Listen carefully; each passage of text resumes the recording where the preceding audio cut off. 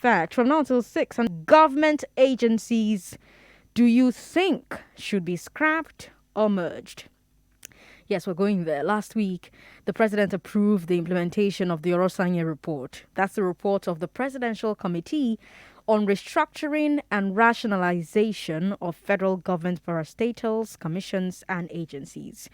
That committee was chaired by Stephen Orosanya, and it presented its report to the administration of President Goodluck Jonathan, which brings us to today's big hard fact. According to the National Institute for Legislative and Democratic Studies, they show that the federal government has 719 ministries, departments, and agencies, or MDAs.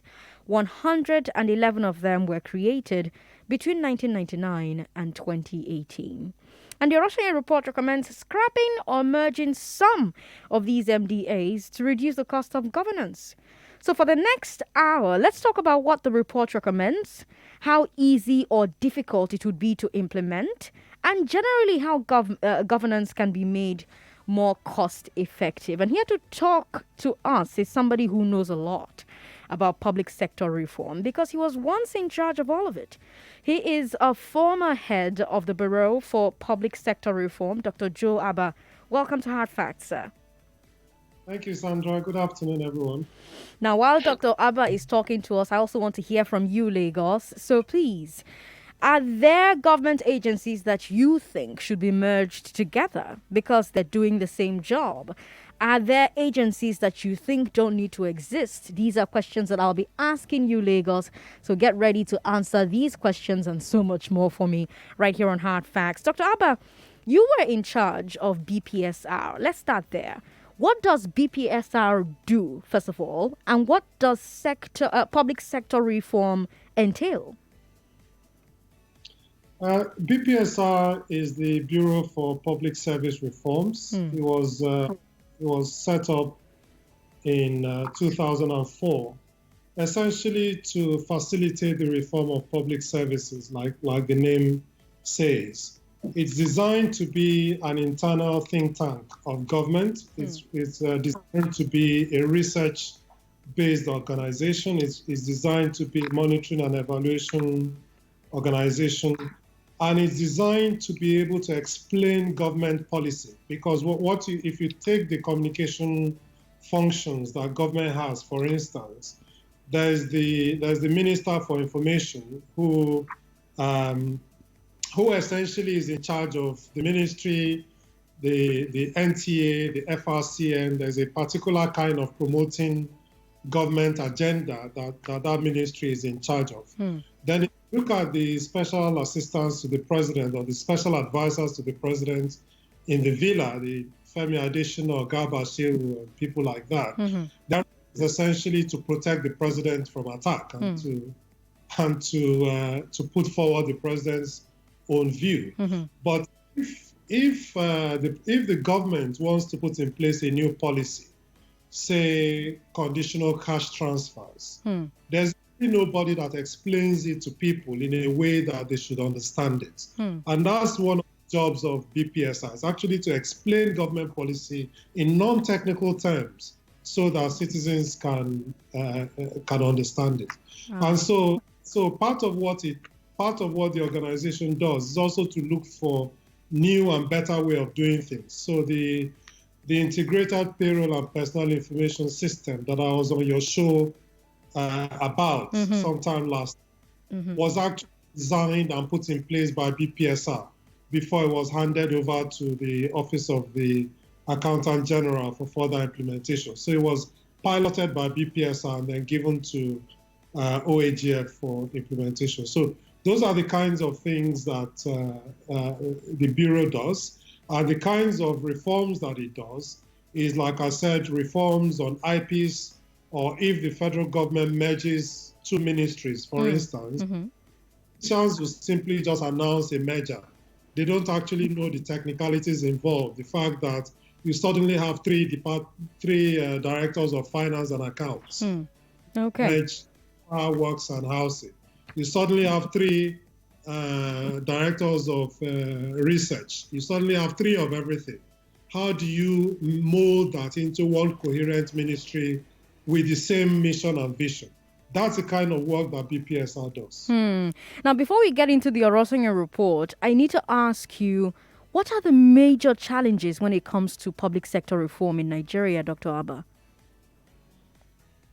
The challenges are mostly political, Sandra, to be perfectly honest with you. The technical things that need to be done can actually be done. And they're fairly straightforward. If you want to merge a ministry or you want to merge two agencies, BPSR, under my leadership, actually produced a guide for how exactly to do that. The question is there the political will to go through with it? So I think most of the issues to do with public service reforms are political in nature. Public service reform is intensely political. It's about power, it's about position, it's about interests. So yes, I would say that the one main thing is the politics. Okay. All right. Let's talk about the Orosanya report itself. The previous administration commissioned it because they wanted to reduce the size of government and the cost of governance. Let me remind you, Lagos, by the way, that we're streaming this conversation on Facebook. So please get online and watch. Facebook is Nigeria Info 99.3. Dr. Abah, what were the major reasons for them wanting to do this at that time? That's a very good question, Sandra. And let me say that the purpose wasn't only, the purpose of the Orosanya report wasn't only about reducing the cost of governance or merging or abolition. The committee, the Orosanya committee, had a terms of reference with four main requirements. The first is to look at the mandates of the various agencies to see which ones were still relevant and which ones were no longer relevant. It was also supposed to look at duplications in functions and how those duplications could be addressed. Thirdly, it was supposed to look at which agencies government should stop funding. So which agencies are actually making enough money that we should not be providing for them in the budgets. And the fourth was governments, believe it or not, didn't actually know how many agencies they had. And so one of the tasks for the Orosanya committee was to produce a list of all the federal government agencies that existed at the time. And as at the time this was done, the committee enumerated 541 federal government agencies. So those were the things that the Orosanya report and the Orosanya committee was asked to do at the time. When I read the Orosanya report, both at that time when it was published and last week after the president's announcement, what struck me were all the different agencies which, according to the report, were overlapping in their purpose. Dr. Abah, how does that happen? How do two or more agencies get created to do the same job? There must be practical reasons why it happens, right? Again, that's a very intelligent question, Sandra, and it goes to the way that we practice governance in Nigeria. Quite often, when we have an agency that is not living up to expectations, instead of taking the hard decisions we need to take to reform and reposition that agency, we simply create a new one. And that new one that we create has very, very similar functions. We put somebody we like into that new one, give it more money than we would have given the old one, and expect it to perform better. So you suddenly have two or more organizations doing exactly the same thing, or things that are very similar to each other. But in other cases, some other cases, there might be a genuine reason. So if you take the example of ICPC and EFCC. So ICPC Act was actually the very first act that President Obasanjo brought to the National Assembly. It was actually an act that he wrote himself, with his own hand. The focus of it was on bribery and corruption within the public service. Now, so that was put in place in the year 2000. So ICPC came into existence in the year 2000. Now, The year 2001, September 11 happened. Mm-hmm. September 11 happened, people realized that there was actually a link between illicit financial flows and terrorism. So a lot of terrorist organizations like Al Qaeda and many others were actually doing drugs and moving money to be able to fund their activities. So the international community came together and said, look, we need to look at illicit financial flows. And we need to dedicate people who are experienced in tracking illicit financial flows and focus on it. So that's how come EFCC came on stream. And part of the responsibilities of EFCC, apart from fighting corruption, apart from the investigating wrongdoing and inflation of contracts and all that, is actually to terrorist financing. Many people don't know that. So EFCC has a mandate to track terrorist financing across the. So sometimes you get that where you get an agency that is doing something slightly more specialized than what is was doing in the past. I see. So that's how it happens. But a lot of the time, it's just an unwillingness to take the hard decisions to reform that leads us to create new agencies. You know, the report makes an interesting point about this. It says if an agency is doing its job badly, the answer should be to reform it and strengthen it, not create a new agency to do the same thing. Do you agree with that point? And how often does this thing happen in Nigeria, or do these things happen in Nigeria? You mentioned the EFCC, and that's a pretty good example. I agree with the point totally, with the caveat that I just gave you, that sometimes you need something a bit more specialized. So if you take like the Ministry of Health, the Ministry of Health does what it does, and it does it well. But then, you start to see a proliferation of fake pharmaceuticals, and then you need to create a NAFDAC. And the NAFDAC you create has certain specialized skills to be able to test some fake and substandard pharmaceuticals. So with that caveat, yes, you need to reform non-performing agencies before you create new ones. How often does it happen? It happens a lot more than it needs to, and a lot more than I would like it to. And one of the reasons for that is, like I said, politics. So you get a state. You get a state, for instance, that has a federal university.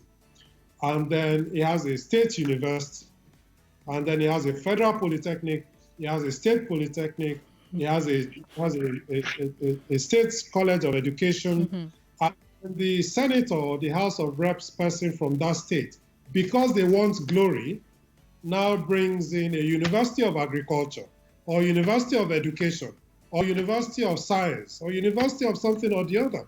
And you wonder, well, why doesn't the existing university simply create a science department? Why do you need a specialized University of Education? But they do that so that they can go back to their people and say, I attracted a federal university to my constituency. So it's back to the politics that I talked about before.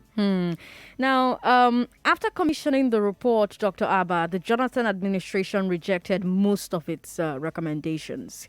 I went through the government's white paper on the report, and they only agreed to scrap 4 of the recommended agencies and only agreed to 3 of the suggested mergers.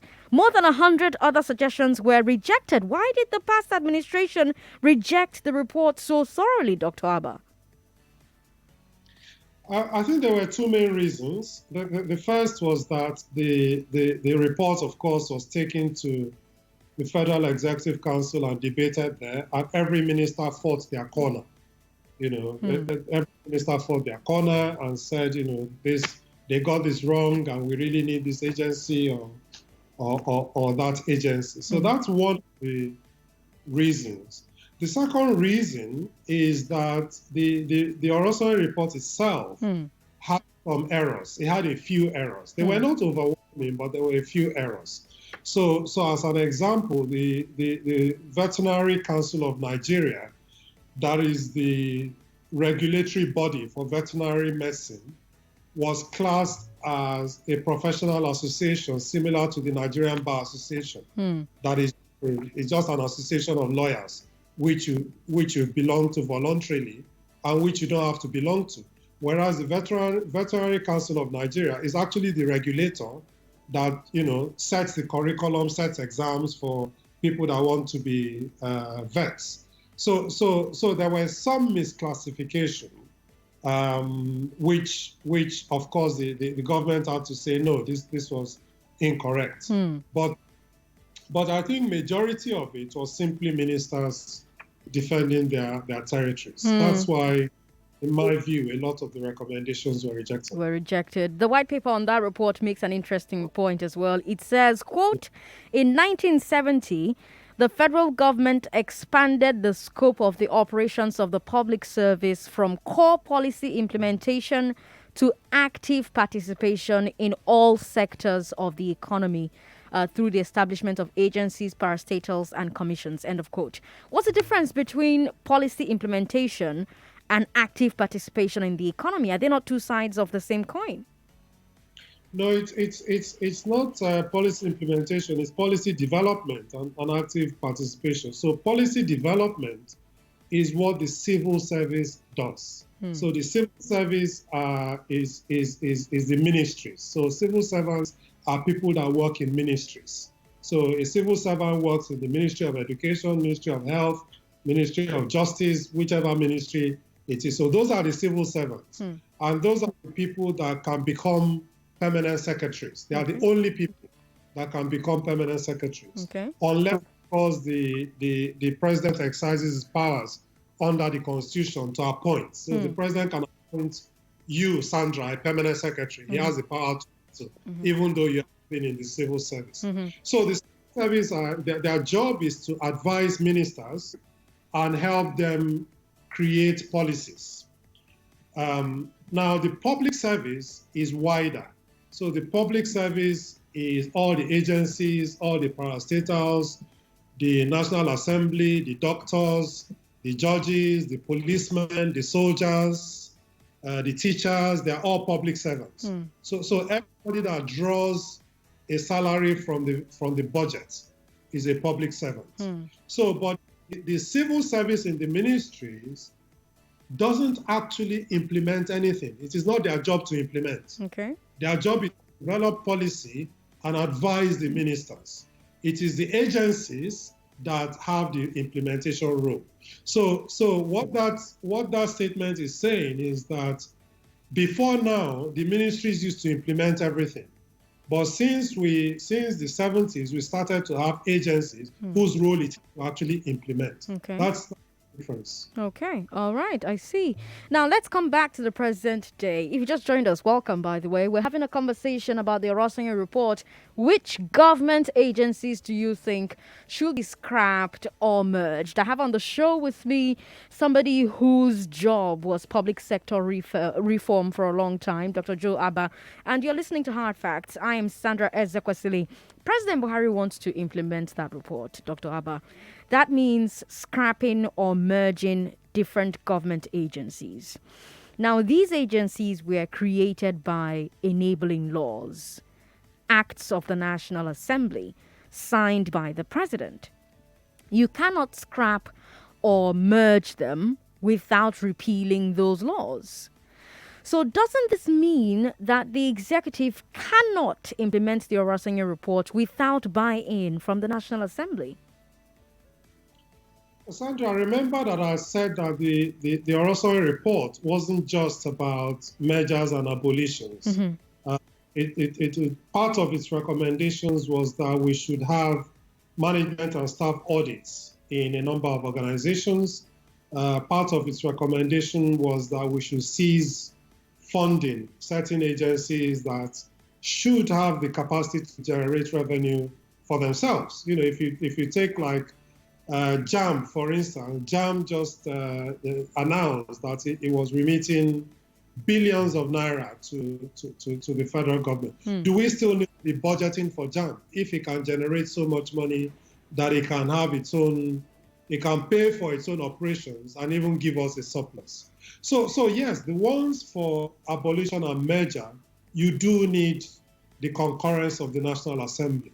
And the executive can take an executive bill to the national. It can take several executive bills, either one executive bill for each agency it wants to merge or scrap, or it can take a composite public service reform bill or cost reduction or rationalization bill, and simply list all of the agencies it wants to merge or to abolish, take it to the National Assembly, engage with the National Assembly, make the case, and the National Assembly can pass that law and have it ratified by the president. So it is doable. And you think the president is going to get the support of the National Assembly on this? It's going to be difficult because the National Assembly themselves, like I said, have interests in these various organizations. So you remember that I said to you that the one of the first issues about any sort of public service reform is the politics. That's right. But I think the president can negotiate, and I think the president actually has a wonderful opportunity now with the COVID-19 crisis to say to the National Assembly, listen, we simply can no longer afford to have this number of agencies. When I was leading BPSR, I did some analysis of the agencies that the Oronsaye Report said government should no longer fund. And between 2013 and 2017, if we had implemented the Orosanya Report and not funded those agencies, we could have 120 billion naira just for those alone. Now, imagine how long we're funding those agencies, and imagine how much we spent budgeting for those agencies between 2017 and 2020. So the president can use the opportunity of the COVID crisis and simply say to the National Assembly, we simply can no longer afford to continue funding these agencies. We need to be flexible and we need to rationalize. I have a comment here on WhatsApp. By the way, you can send us WhatsApp messages. We're having some technical issues with our phone lines, so you may not be able to call into the live show, but please feel free to send us a WhatsApp message and leave us messages on Facebook and on Twitter. Twitter is Nigeria Info FM. Facebook is Nigeria Info 99.3. And WhatsApp is 080-959-75805. Good evening, Sandra. Let's government scrap road safety corps. The operation is full of extortion of the masses. Also, House of Reps are doing the same work with Upper House. Dr. Abah, what do you say to that? Well, if you look at the Federal Road Safety Commission, it's part of the problem that we had originally identified, Sandra, where there's a challenge, and instead of addressing that challenge, we create new organizations.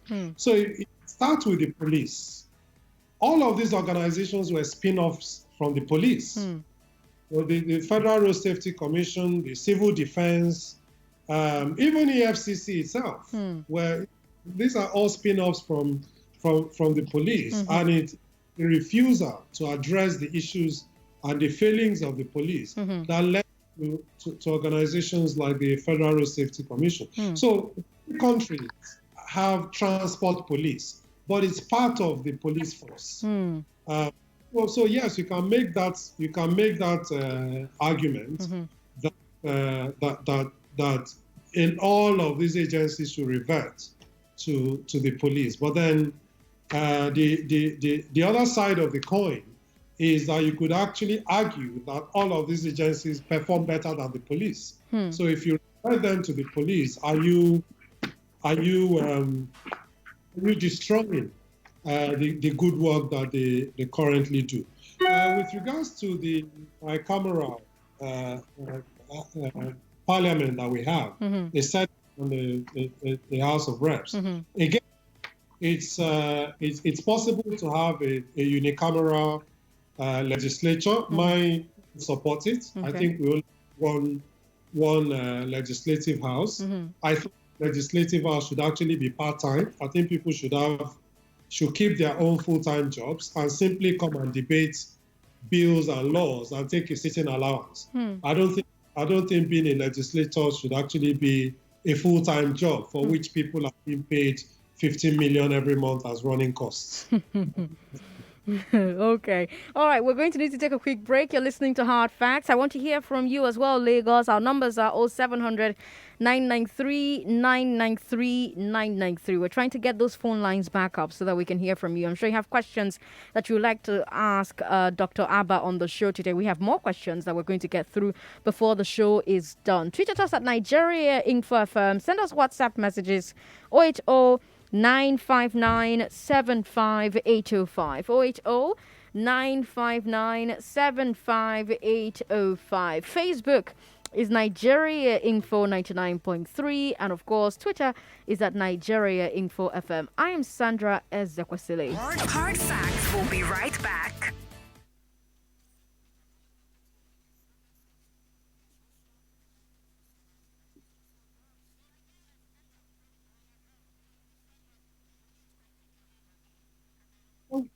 Hey, Sandra.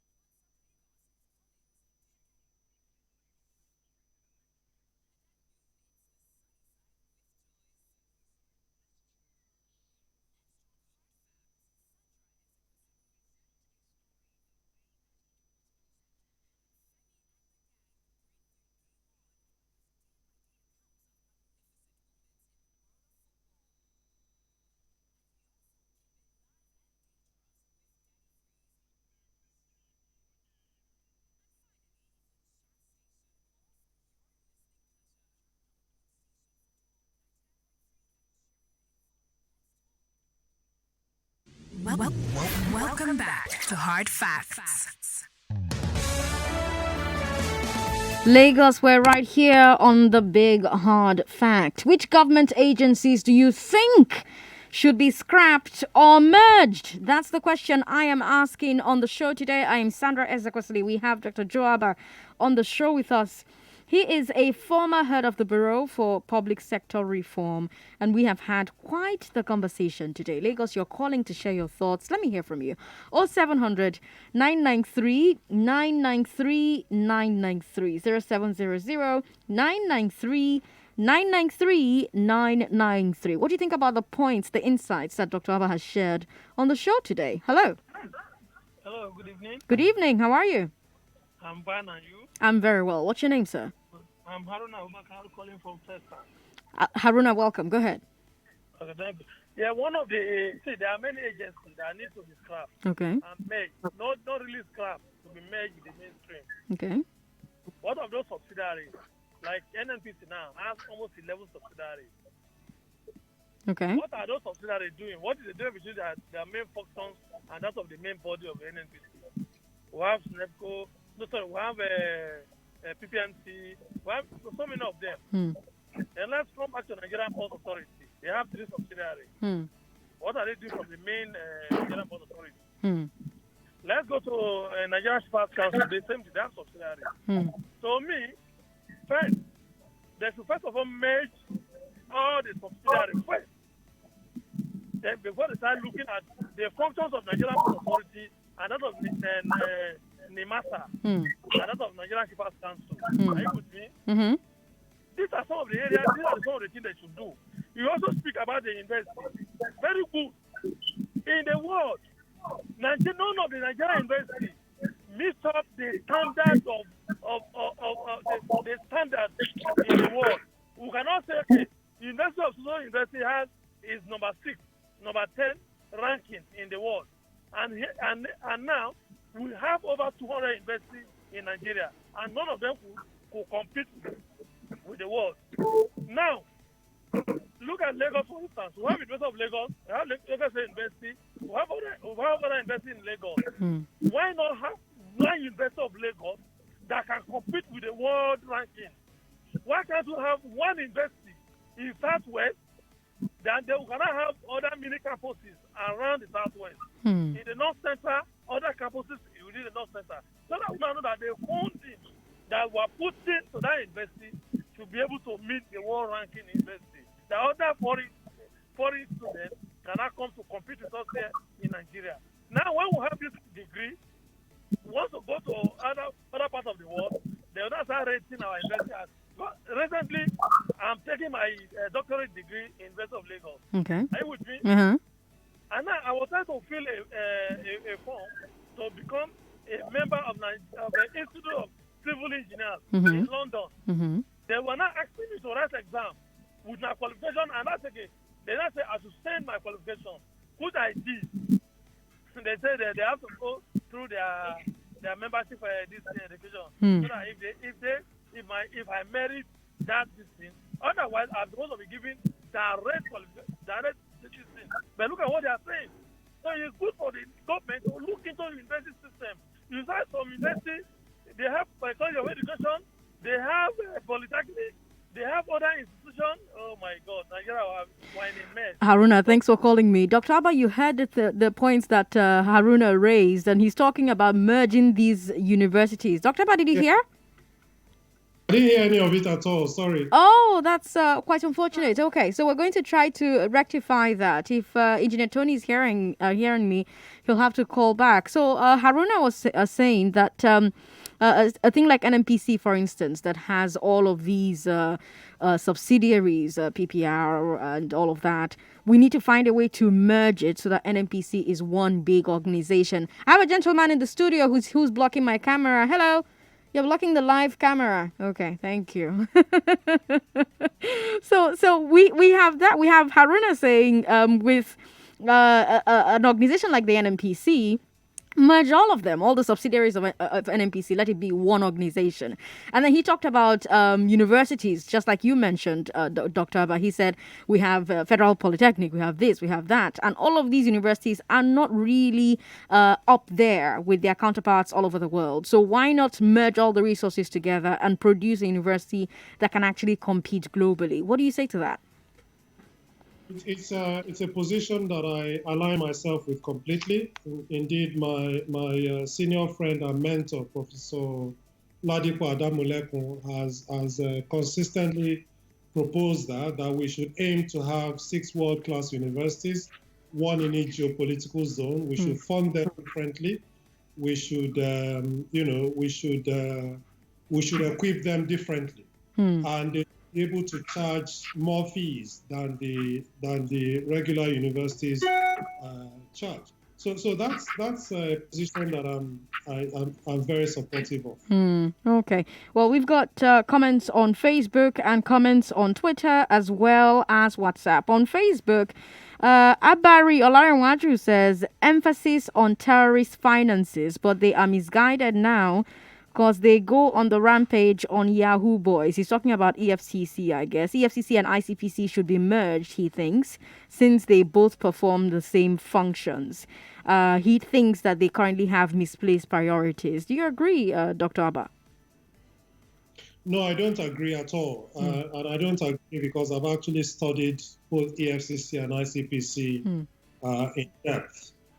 And the issue of advanced fee fraud is actually squarely in the EFCC Act, has been one of the things that it should do. And the EFCC actually, the Act actually gives EFCC omnibus powers to prosecute any act, anything to do with financial crime, whether it's money laundering or bank failure or terrorist financing. It has very, very wide powers. Now, the Oronsaye Report recommended the merger of EFCC, ICPC, and the Code of Conduct Bureau.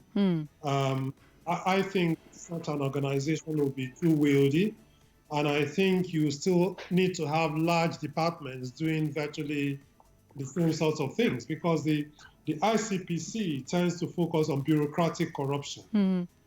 It focuses on bureaucratic corruption, so people collecting 1,000 naira, or they will hide your files, kinds of things. It focuses on things like the misuse of constituency projects. It focuses on each basic bribery type things. EFC focuses more on corruption by politically exposed persons, governors, ministers, and people like that. People involved in terrorist financing and moving money right across the world. That's why EFC is part of a network of anti-corruption bodies that actually track the movement of money. So even if you were to merge them, and of course the Code of Conduct Bureau is dealing with issues of asset declaration, conduct of public officers, and all of that. So even if you were to merge all of them into one mega organization, you will still have large departments dealing with all of these things. So my personal view on the anti-corruption agencies is that we actually need more, not less. Okay. Okay, yeah. Let's take more calls from Lagos now. Hello. 99.3. Yeah, hello. Hello, good evening. Good evening. Dr. Joe, can you hear them? No. Okay. All right, I'm going to relate to Dr. Joe what you said. Go ahead. It's Mike from Aja. Mike from Aja, go ahead. Yeah, I prefer NCDC with NAFDAC. I think they can be merged because almost what they do is almost the same thing. NCDC and NAFDAC to be merged? Yeah. Okay. Yeah. Okay. All right. Well, there is one again, Consumer Protective Agency. I don't even know what that one do again. Okay. I think even that one can join the queue. I see. Okay. All right. Thanks for calling me. This guy says that he thinks that NCDC and NAFDAC and the Consumer Protection Agency should be merged into one. Do you think that'll be wieldy, sir? I think they all have totally different functions. So I don't think that would be, I don't think merging them would be sensible. Okay. The NCDC is essentially tasked with disease control, disease prevention and control, and that's why it's dealing with issues such as COVID-19. The NAFDAC focuses on three main areas: food, food and water, drugs and pharmaceuticals, and the regulation of cosmetics. Totally different from epidemiology or fighting diseases. And the CPC is essentially for consumer protection. If your bank charges you too much, you report it to CPC. If DSTV wants to raise its price too high, you complain to CPC. So totally different functions. That's an important point, Sandra.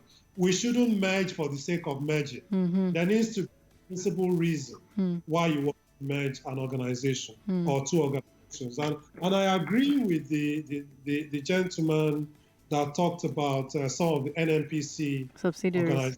So yeah, the Petroleum Products Pricing and Regulatory Agency, PPPRA, and Petroleum Equalization Fund.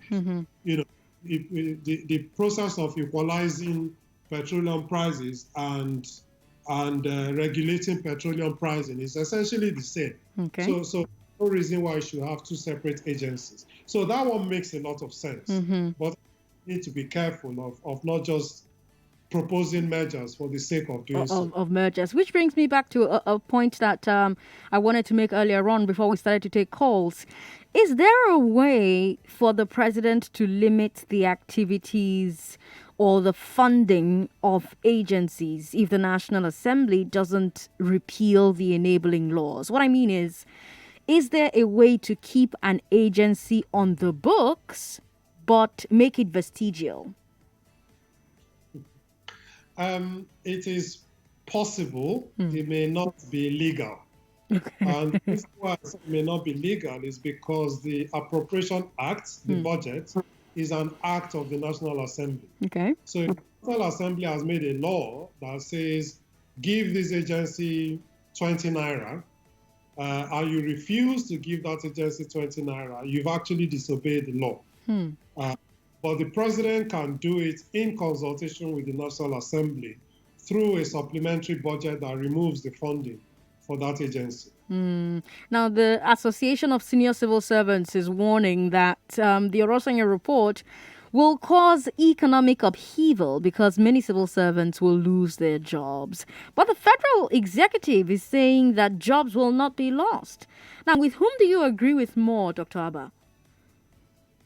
Well, I listened to the president's speech a few days ago. He didn't actually say that jobs will not be lost. He said no jobs will be lost without due process and social dialogue.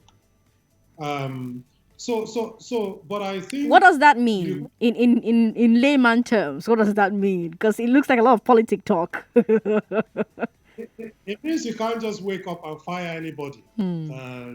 A bit like the way sometimes aspects of the private sector does, where you get to work and somebody will tell you, don't bother to come tomorrow.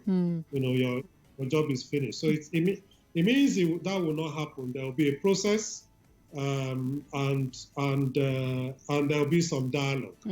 But I think the important thing is this: the public service is lopsided in some areas. So in some areas, you have too many of a certain kind of people.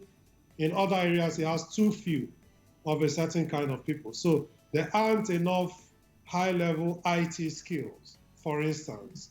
There aren't enough strategic communication skills in the public service. There isn't enough monitoring and evaluation skills. There isn't enough data processing and analysis skills. So rather than just abolish an agency and say goodbye, you can actually take people with such skills and put them in places where those skills are lacking. The second thing to do is look for savings in other places. Like I gave an example of agencies that if you were not funding them, you could actually have a lot of savings. And use that to incentivize some people to go early. So say like people that have 2 to 3 years to retire, you can give them an incentive to leave now and pay them off with that money. So you can incentivize, you can redeploy people around this, but it would be dishonest to say that there will be no job losses whatsoever. I think you come to a point where some people are just, they have skills that are no longer relevant for today's Nigeria, for today's public service. And you need to let them go. And you need to pay them the appropriate severance packages and give them some training to be able to survive outside government, some entrepreneurship, so that they can take whatever severance pay you've given them and start a new life and a new career. Okay. Now, Lagos, I want to talk to at least 4 people, and I want us to keep it very short. So 4 people, I'm going to give you 1 minute, 30 seconds. 1 minute, 30 seconds. So start rehearsing what you're going to say and try and keep it as short as 1 minute, 30 seconds. I'll be counting. Once the 30 seconds is up, I'm going to cut you off. 0700 993 993 993. I'm still asking the big question on the show today. What government agencies do you think should be merged together because they are doing the same job? Are there agencies that you think don't need to exist? And of course, you can lend your voice to the insights that Dr. Abah has been sharing on the show. Hello. Hello, one and why? How are you, Chris? Fine. Welcome to the show. You've got 1 minute 30 seconds. Okay. I just want to ask your guest, is it possible, in my own take, I would have suggested let them merge road safety and VIO, Vehicle Inspection Officer, because to me, they seems to be doing the same job. Road safety and VIO. Can we merge it? Yeah. All right, I'm going to ask him that. Thank you so much, Chris. Hello. Hello, Sandra. How are you, sir? What's your name? I'm very okay. My name is Prince YS, calling from Amuwadofin. Prince YS, welcome. Yes. That the National Assembly should be one. The rep of 360 should reduce. Okay. The senators should be one represent state. And the representatives should cut them down to like 200. And the minister should be one for one ministry. We don't need to have two ministers in one ministry. That's my own suggestion. Okay. All right. Thank you for calling. Hello. Hello. How are you, sir? Good evening. Good evening. What's your name? My name is John from Tulare. Welcome to the show. What if we merge SON, SON, and NAFDAC together? Wouldn't that be better? Okay. I'm going to find out from Dr. Abah if he thinks that'll be better. Okay. Yes, I think they perform almost the same function. SON, Standard Organization, and NAFDAC. That would be a better match, yes. Okay. All right. Well, thanks for calling to share that with us. Hello. Hello. How are you, sir? What's your name? My name is Olubodu from Ikoton. Welcome. Go ahead. Please, I don't know whether the senators, maybe one should represent a state. Okay. Instead of all of them to three senators to represent a state, let one represent. But I already see a problem with that. Where are you from, sir? Ikoton. What senatorial district is that under? That's the South Lagos West. So how do we choose who represents the entire Lagos as a senator? Won't people from Lagos West feel marginalized if people from Lagos East, for instance, are always the ones producing a senator?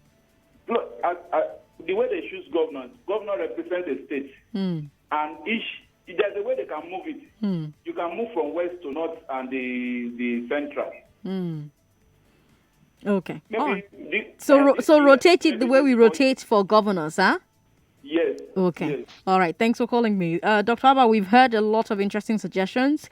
So someone thinks that we should merge SON and NAFDAC, that they're very similar in scope. You're nodding, so you seem to agree. Do you agree? Do you agree, Dr. Abah? I agree partially. Okay, we'll come back to that. Somebody else says that we should merge the National Assembly. We don't need to have a House of Reps and a Senate. They need to be one. And we also do not need to have two ministers per ministry. So there's no need for Minister for State and then the main minister himself. And then somebody else said that we need to merge road safety and VIO. Somebody else called to say that. What do you say? I think merging road safety and VIO is theoretically possible. Okay. And I say theoretically because road safety is a federal body and VIO is a state body. So each state has its own VIO. So unless you want to give FRSC the responsibility for vehicle inspection in all 36 states, that will make it a bigger organization. SON and NAFDAC, it's possible to merge them because, like I said, NAFDAC deals with food, drugs, and cosmetics. SON deals with everything else, or is supposed to deal with everything else.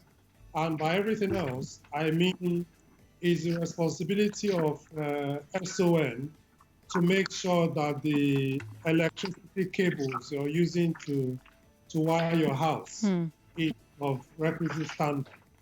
It's the job of SON to make sure that the brake pads that you buy in your car are not substandard. It's the job of SON to make sure that the iron rods you use in your building is not substandard. So yes, you can have a standards organization that includes food and drugs. It's possible to do that. Yeah. And then the person that talked about the National Assembly merging and no two ministers per ministry. Yeah, I think I've said that I'd be in favor of a single legislature. So I'll be supportive of that. And yes, I don't think we need two ministers per ministry. The Constitution says we must have at least one minister from each state. That gives us 36 ministers. I don't agree with that part of the Constitution actually, because I think we should amend it and give the president a free hand. If he only needs 12 ministers, that's what he should have. If he only needs 15, that's what he should have. I don't think the Constitution should have said he must have at least 36. So the president has to have 36, one from it, whether he needs it or not. And then as a result of politics, he also has one from each geopolitical zone, which makes it 2. Now, if you only have 24 ministries, you have to put them somewhere. That's how come we have this Minister of State situation. But I agree, we don't really need it. Okay. In a lot of cases, it just causes tension anyway, and for territory. So in many cases where there's ministers of state, there's always a fight going on the ground. So the Oronsaye report was from the past administration, Dr. Abah. And since then, more agencies have been created. So is a new audit or report needed to look at the utility of these new agencies? I think it will be needed at some point, but one of the big lessons you learn in doing public service reforms is the need to not bite off more than you can chew. So let's implement the ones we've agreed first. Then we have a report looking at all the others. But what people like me find frustrating is that the Orosanya report was there. It covered 541 agencies and made a number of recommendations. The government put in place a white paper in 2014, which agreed on some things. And even those things that the government agreed on haven't yet been implemented. That's what I find frustrating. So let's even do those ones first before we worry about the newer agencies. We still have organizations like the Center for Black and African Arts and Civilization, which is based in Lagos, which was set up in 1979, and their only role in this world is to keep reminding us of Festac 77. It was the relics from Festac 77. And that agency has 5 departments. It has a research department, it has a documentation department, finance and admin, information management, corporate affairs. I've been paying for this since 1979 when that agency was set up. Festac 77 finished in 1977. We still have an agency whose only purpose is to keep the relics of Festac 77. Why do we need to be spending our taxpayers' money on organizations like that? So let's deal with those ones first before we start to worry about the new ones. The new ones. If you were advising the president, Dr. Abah, and that's the last question as we wrap up the show, I don't know where the time goes, which aspects of the report would you want implemented, and which aspects would you reject? And also, what would you add to the report? Well, I'm a pragmatist. So the first thing I'll focus on is those ones that I should not be giving money to in my budgets. So if you take FRCN, Nigeria Info manages to survive. So why should my tax money be going to FRCN? Why should my tax money be going to NTA? Why should I keep funding them? So the first thing I'll do is focus on those ones that I should not be funding. At least that will reduce the amount of money that I'm spending from my taxes and free that up to focus on health and education and roads and other things that we need. The second thing is the management and staff audits that we're supposed to do, because the federal public service has about 1.3 million people on the payroll. But then there are agencies that have upwards of 200 so-called interns that are paid 100,000 naira a month. And they are not on the books. They are just paid, if you like, over the counter. They are not on the book. So these are the kinds of things that I want to plug before I even start getting into the more difficult ones of, we need to go to the National Assembly to abolish some, and we need to go to the National Assembly to merge some. There are concrete, immediate steps that you can take today without needing to go to the National Assembly that can actually make a very big impact on the cost of governance. Okay. Dr. Joaba, it's been quite a pleasure talking to you on the show today. I hope we can have you back again. Thank you so much for giving us your time. Thanks, Sandra. Okay, Lagos. That was a great conversation, if I do say so myself. You can actually catch up if you missed huge chunks of it online. Facebook, Nigeria Info FM. I am on social media as Sandra Ezekwesili. Please join me. Let's talk about all the numerous things that concerns you as a people. I am back tomorrow on your radio at 3. Glass Ceiling returns, and we'll have a special report for you as well. Up next is Conversations with Rufai, and after that, Game On. Those were your hard facts, Lagos. Good night.